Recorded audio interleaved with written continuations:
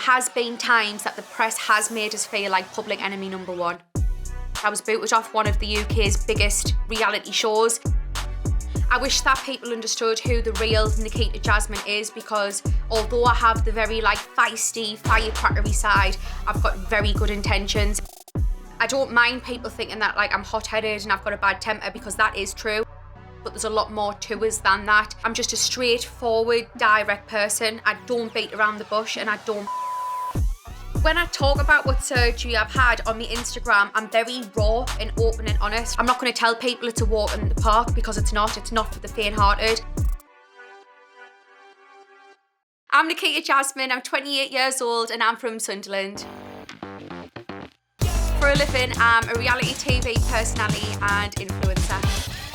So I've had quite a lot of surgery all in all. So 2018, I got my first boob job.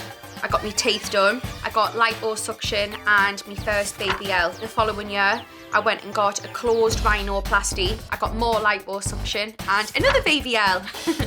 And I went back the year after that. I got my boobs reduced, uplifted, and I got a full round of full body lipo again. And I just went back to Turkey 2 months ago. I got an open rhinoplasty. I got buccal fat removal in me cheeks, got liposuction in 4 areas, and I got a BBL top up. So I didn't get it all round. It was just a little syringe here and there to give it that volume.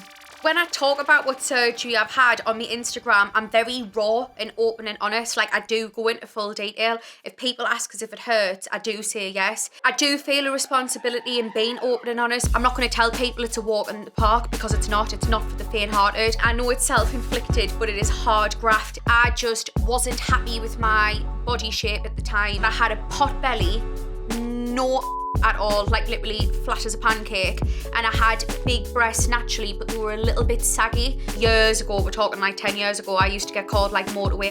There's a motorway near where I live called the A19, and everyone used to say, your is as flat as a motorway, the lads. So I didn't have any curves. I was just a stick with a pot belly. Personally, I don't think I'm addictive, but I think some of my friends might say that I am. I will have an end goal in the future. Of course, I want a family. I'd love to have 2 or 3 kids. If I'm 35, I've had me 2 kids, my lads had the snip. Whatever I need fixing then, I'll get fixed. Then that's me whack after that. So when I was booted off Married at First Sight, it was a madness in the press. I was trending #1 worldwide on Twitter for 2 days. Sometimes the press did make us feel like public enemy number one. It was bad. Obviously, there was a lot of speculation because I was booted off one of the UK's biggest reality shows. They were trying to say I was dragged out by bouncers by the scruff of my neck, and that did not happen at all. I made the decision to leave before I was actually booted off, and then I was taken into a separate room and I was really looked after, and I didn't leave until 5 days later. It wasn't a bad exit at all. It just looked bad on the night.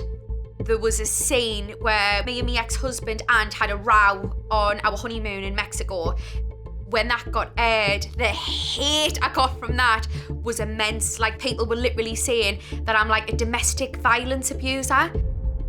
I've been in relationships before where I experienced violence, so I ended up doing an article about domestic violence and speaking about my experience, because that did really hurt us, especially someone that's been through domestic violence. I've got a very hot head and I do have a short temper, and I'll totally admit that, and I'm working on that, but I'm not a domestic violence abuser.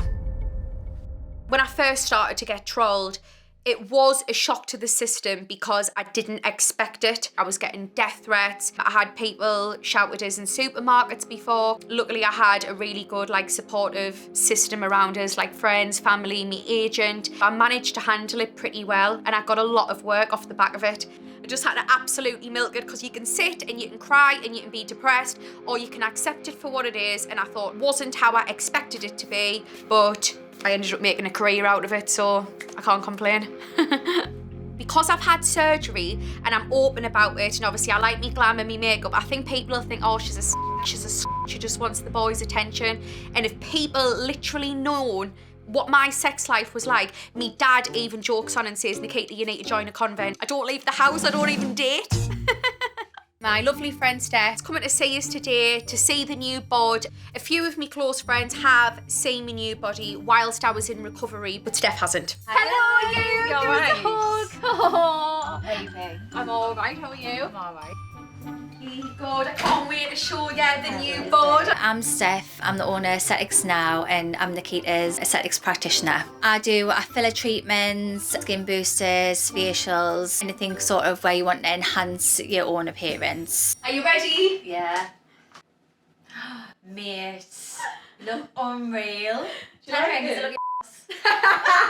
That's the main bit, isn't it? I'm so jealous. Do you like it? Your hair looks mint, your waist is tiny. I've got the hourglass shape that I've always wanted. So you had your stomach, your bum, and your nose done again. My nose, yeah, and obviously got fat removal in the face. I'm happy with the nose, Yeah. happy with the body, love the bum. Keep healthy now that you've got this unreal figure. I'm going to eat clean, meal preps, and train. I get a lot of fans messages on a day-to-day basis, especially people who followed us for years, and they'll tell us that like I'm beautiful, like I'm stunning. Yeah, it's nice. Regardless, I wouldn't be expecting people to be like, oh, you look good, it's down to me. And as long as I feel good and I feel like I look good, that's the main thing.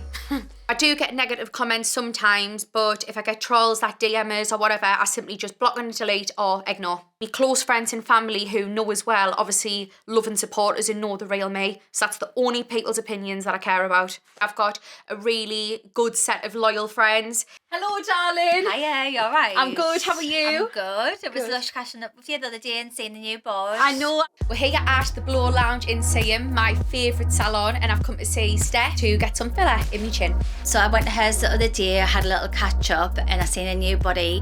I think she looks unreal, it does look amazing. Personally, I don't think I would go through it myself, but each their own, and I'm all for women empowerment. As long as it's done within limitations, then I think more to you to do it. I won't work with people who have got like overfilled faces just because it's never going to look good.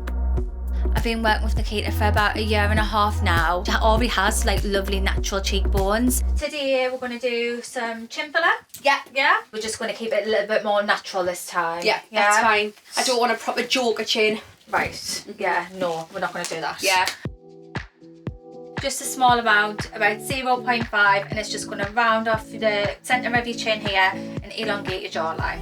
Sounds lush. Yeah. So I'm just applying a little bit of pressure just to stop any bleeding. Okay.